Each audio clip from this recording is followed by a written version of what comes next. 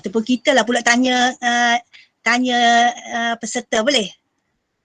Boleh? Kita tembak-tembak siapa peserta ni untuk dia sebut balik 13 rukun solat menggunakan jari. Kita ambil nama Raihan binti Hamzah. Boleh? Okey? Boleh buat apa? Tunjuk cara mengerti 13 rukun solat menggunakan jari.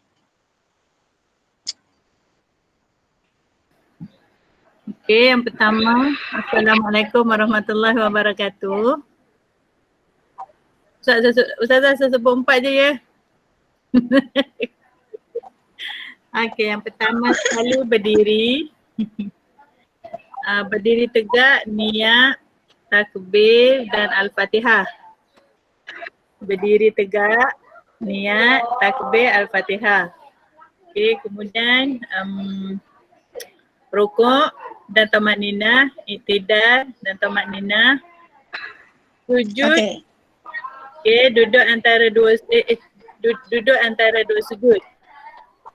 Okey, kembali kepada 4, tahiyat, duduk tahiyat. Mana dah? Duduk tahiyat. Okey, selawat. Yang ni apa ya? Duduk tahiyat, bacaan tahiyat, selawat ke atas Nabi. 12. Alamak, lupa lah Ustazah, 12. Salam. Last kali salam. Salam. Okay. Salam ini. Okay. Apa tu ni? Tertib. Okey, salam tertib. Okey. Okey, itu saja Ustazah. Terima kasih. Sama-sama, alhamdulillah. Okey. Okey, ada nak sambung cerita petua suami sayang tadi kan? Betul? Kan dah lupa dah? Betul Ustazah. Diorang minta Ustazah petua tu. Diorang ingat. Selagi tak dapat petua tu, selagi itulah tak habis slot kursus ni lah. Okey, untuk petua suami sayang. Macamlah suami kita ni sayang kat kita sangat. Tak adalah suami kita sayanglah kat kita ni. Cuma petua yang saya nak sampaikan daripada isteri pengetua saya tu. Saya pun pergi rumah dia. Ya, sebab dia pengetua duduk dalam sekolah. Lepas tu saya warden. Saya pergi tu saya pergilah jumpa sembang-sembang. Lepas tu saya tanya, Kak, boleh nak tanya? Suami akak kan pengetua lah. Selalu dia puji akak. Selalu sebut pasal akak. Selalu cerita pasal akak. Dia kata dia sayang akak, kakak terbaik, kakak macam tu lah, kakak cinta pertama dia, cinta selamanya dan sebagainya. Saya pun kata, apa Kak petua dia, kongsilah dengan kita orang ni. Kita kan masih lagi muda-muda. Masa tu memang muda lah, anak dalam, masa tu umur dalam belum bawah 30 lah kot gitu. Ataupun 35, bawah 35. Jadi kongsilah, minta kongsian. Dia pun tergelak besar. Tergelak besar ni mana dia ketawa lah dia. Dia ketawa. Dia kata, dia ketawa, susah nak ajuk dia ketawa kan. Dia lah ya Allah, dia kata tak ada apalah, dia kata. Dia lenggang-lenggang lah, dia kata, tak tahulah, dia kata tak ada apalah, dia kata.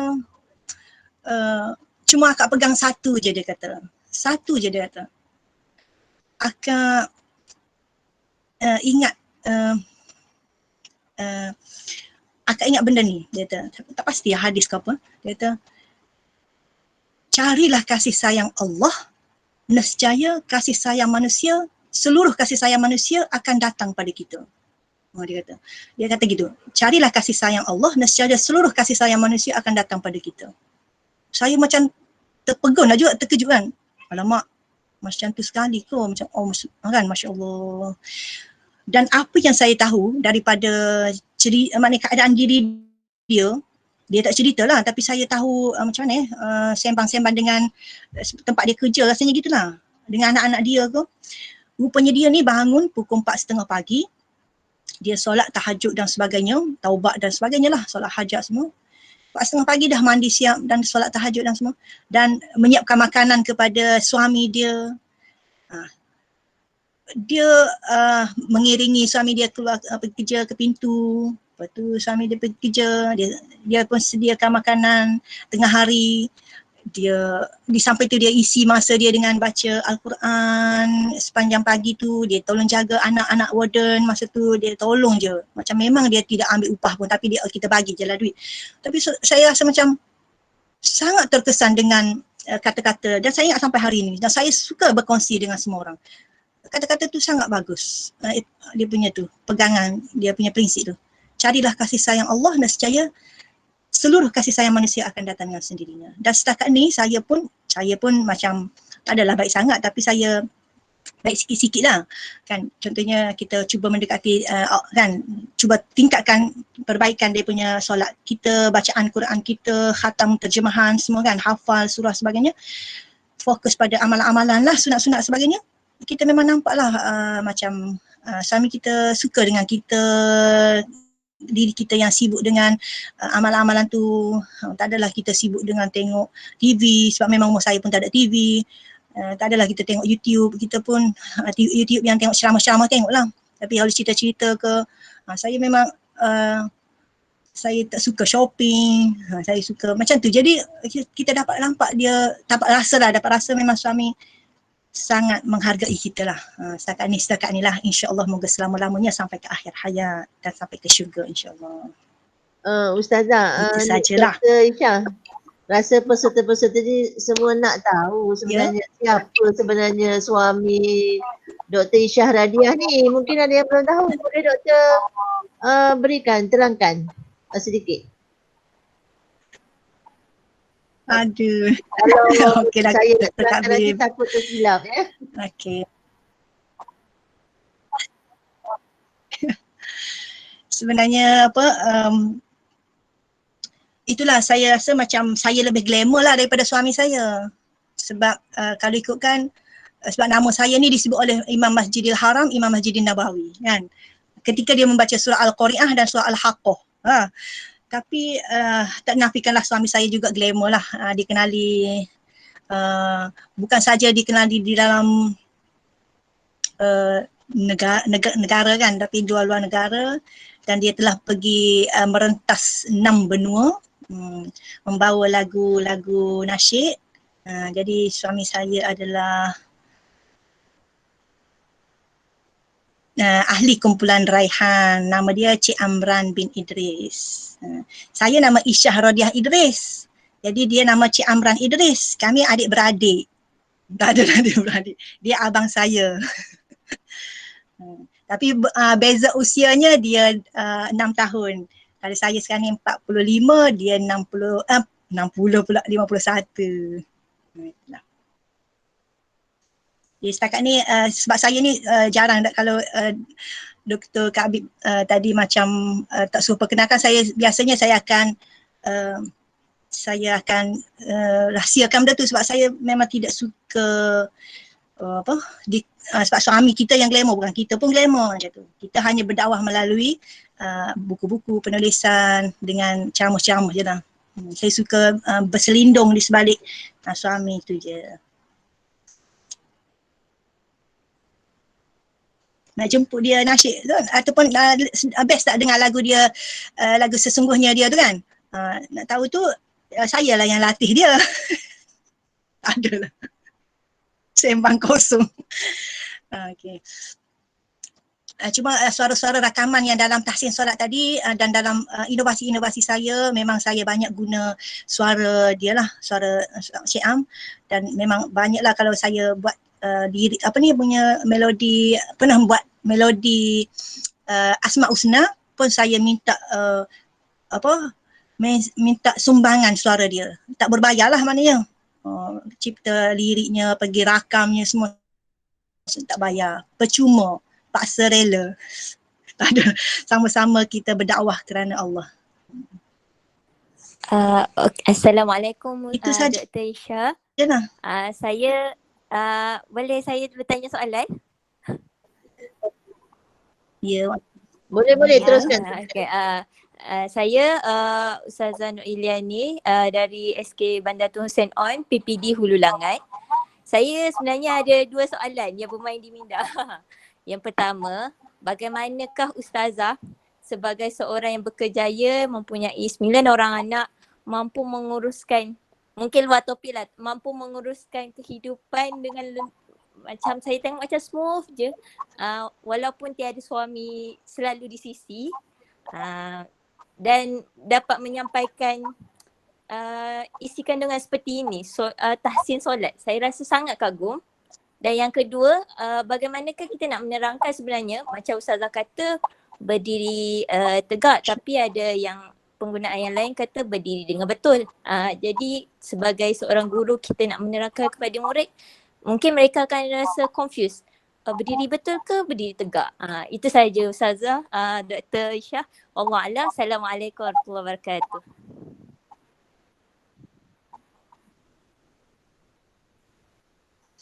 Okey. Mampu.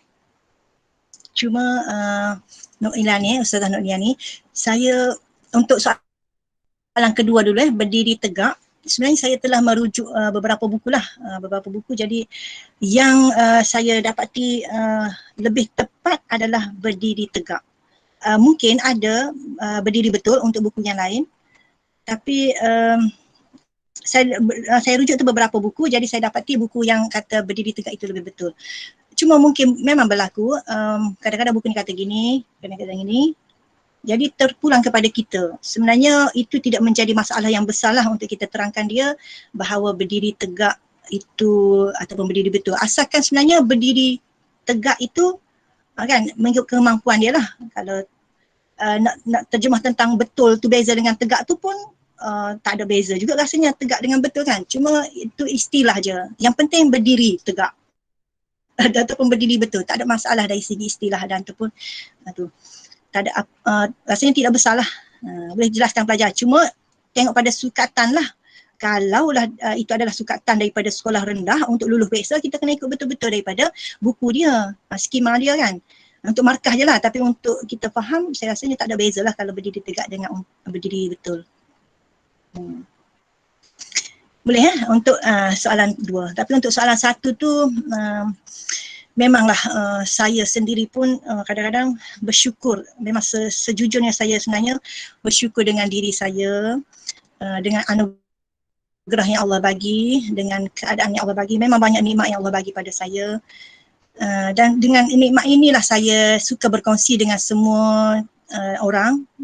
Tak kira lah, saya memang suka berkongsi setakat termampu. Tapi inilah kali pertama buat dalam bentuk online yang tidak bersemuka. Sebenarnya saya berkejaya, saya memang bercita-cita nak jadi pendidik, dan hari ini saya berada di tempat dia. Saya telah tanam niat lain lah. Setakat ni nak jadi wakil rakyat lah pula. Wakil rakyat. Saja je buat lawak. Cuma kenapa saya nampak macam banyak benda yang saya boleh buat kan. Memang saya kadang-kadang bukan seorang lah akan kata macam mana Ustazah bagi masa, boleh tulis buku, boleh bagi ceramah, boleh jaga anak dengan baik. Maknanya okey lah, pendidikan anak-anak pun okey. Banyak benda yang Ustazah boleh hafal surah tu, surah ni, boleh buat inovasi lagi kan. Memang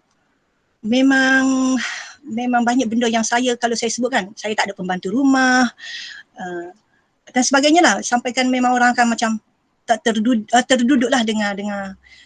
Tapi apa yang saya boleh buat kesimpulannya,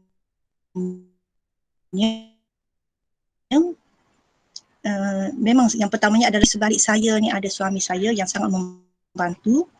Banyak masa dia, walaupun dia nampak outstation 2 minggu, 3 minggu, tapi dia akan sediakan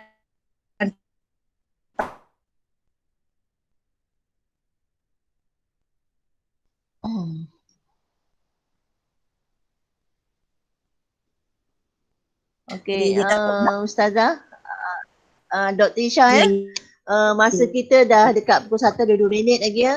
Mungkin ada lagi soalan-soalan lagi yang ingin ditanyakan. Kalau kita lihat kan ustazah ni memang, kalau di sini saya panggil dia ustazah walaupun dia doktor kan. Dia ni Dr. Isyah Radia ya. Dia boleh berulang-alik daripada rumah ke tempat kerja sejauh 40 km pergi, 40 km pulang ya. Kerana beliau duduk di Gombak. Bayangkan ya, dengan anak 9, dengan ulang-alik, dengan pelbagai lagi ya. Kalau ikutkan tahsin solat ni salah satu sebenarnya daripada modul-modul yang beliau ada. Kalau kita lihatlah sepanjang saya kenal dengan beliau, setiap tahun pasti ada inovasi, ada banyak lagi inovasi-inovasi lagi yang beliau belum lagi sharing dengan peserta cikgu-cikgu semua. InsyaAllah ya akan datang, ada ruang, ada peluang kita akan buat perkongsian lagi bersama dengan Dr. Isyah berkaitan dengan pelbagai lagi tahsin solatnya dengan macam-macam lagi lah. Saya pun tak boleh nak senarkan di sini, jadi sebab-sebab banyak. Dan beliau membuat inovasi beliau dengan sepenuh hati, dengan pengalaman yang beliau ada, kehebatan beliau dalam, kalau ikutkan beliau pun mengaji pun sangat taranum sangat baik ya sebenarnya ya. Dan kalau lihatlah, kalau kita insyaAllah lah cikgu-cikgu kalau ada yang ingin untuk mendapatkan perkongsian beliau bersama dengan cikgu-cikgu di sekolah, boleh berhubung dengan beliau untuk untuk panggil untuk beliau boleh membantu berikan sedikit perkongsian bersama dengan cikgu-cikgu sekolah. Kalau ada lagi persoalan ke, soalan yang terakhir lah. Kalau dapat soalan yang terakhir. Okey. Yang berkaitan dengan khusus tahsin solat. Ataupun dah tak ada, kita boleh tutup je lah Kak Bib. Okey, jadi rasanya daripada pukul 8.30 sampai pukul 1 tepat ya sekarang ya. Alhamdulillah ya. Banyak perkara yang telah kita kongsikan dalam khusus tahsin solat ini. Dan kami daripada Jabatan Pembangunan Latihan, Unit Pengajian Siswazah Jabatan Pembangunan Latihan IPJ Kampus Pendidikan Islam mengucapkan ribuan terima kasih kepada JPN Selangor dan semua cikgu-cikgu di daerah di Selangor ya, semua ustaz-ustazah cikgu di Selangor yang telah sudi untuk bersama-sama kami dalam khusus tahsin solat yang telah diadakan sepanjang untuk 6 jam ya, untuk 6 jam SPL KPM kita pada hari ini bersama dengan Dr. Isyah Radia.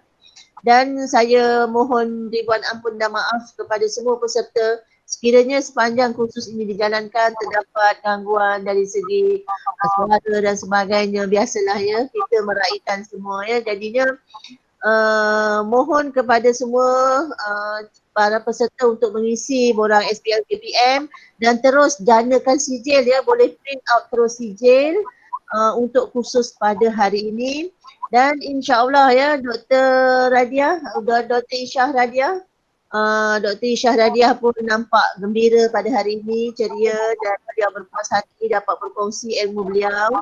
Dan mudah-mudahan ilmu yang baik ini dapat membantu anak-anak murid kita di sekolah dan juga untuk diri kita serta keluarga kita sendiri ya.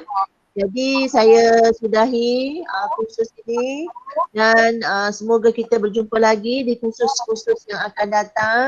Kami akan sentiasa maklumkan kepada cikgu-cikgu sebenarnya ya untuk apa sahaja kursus yang ada di IPG Islam yang diberikan oleh pensyarah-pensyarah mengikut kepakaran mereka masing-masing. Jadi saya sudahi dengan wabillahi taufiq wal hidayah. Wassalamualaikum warahmatullahi taala wabarakatuh dan kita berjumpa lagi di lain masa. Assalamualaikum warahmatullahi taala wabarakatuh. Waalaikumsalam warahmatullahi wabarakatuh. Terima kasih kepada Encik Muhammad Bakhtiar, penolong pengarah JPNS dan juga Kak Bib.